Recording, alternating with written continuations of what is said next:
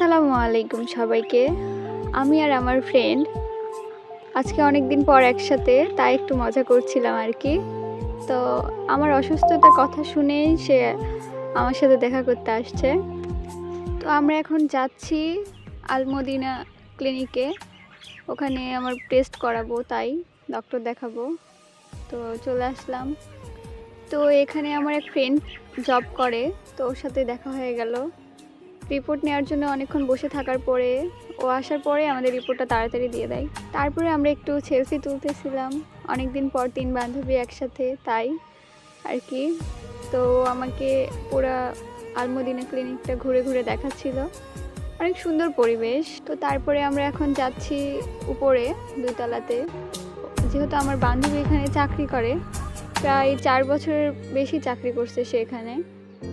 তো আমাদের সব কিছু ঘুরে ঘুরে দেখাচ্ছিল যে এখানকার পরিবেশ কীরকম, কেমন কি খরচ হয়। তারপরে আমরা চলে আসলাম 3য় তলায়, এখানে ক্যাবিন।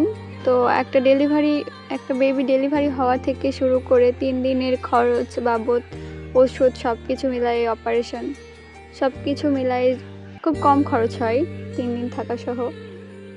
তো এগুলাই গল্প করতেছিল আর সব কিছু ঘুরে ঘুরে দেখাচ্ছিল।